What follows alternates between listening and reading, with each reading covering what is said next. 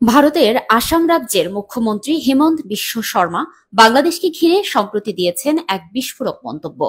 Chicken neck ইস্যুতে বাংলাদেশের মানচিত্র শেয়ার করে তিনি দাবি করেছেন, বাংলাদেশের ভূখণ্ডেও রয়েছে দুটি সংকীর্ণ করিডোর, যা ভারতের শিলিগুড়ি করিডোরের মতোই নিরাপত্তা ঝুঁকিপূর্ণ।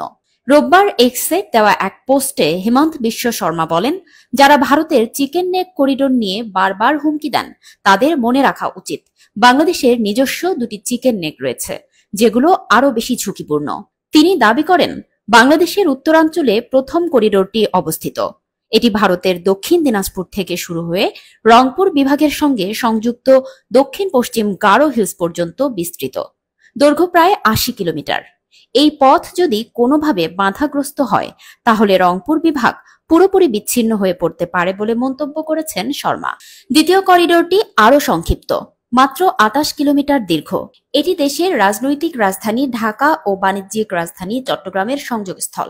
হিমন্তের ভাষায়, এই করিডোরই বাংলাদেশের অর্থনৈতিক ও রাজনৈতিক প্রাণকেন্দ্রকে সংযুক্ত রাখে। তিনি যোগ করেন, ভারতের শিলিগুড়ি করিডোর যেমন কৌশলগত দিক থেকে স্পর্শকাতর, তেমনি প্রতিবেশী দেশেও রয়েছে করিডোর যা সহজেই বিচ্ছিন্ন হয়ে যেতে পারে।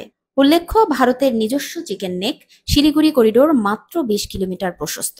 এটি ভারতের মূল ভূখণ্ডকে উত্তর পূর্বাঞ্চলের ৭টি রাজ্যের সঙ্গে সংযুক্ত করে।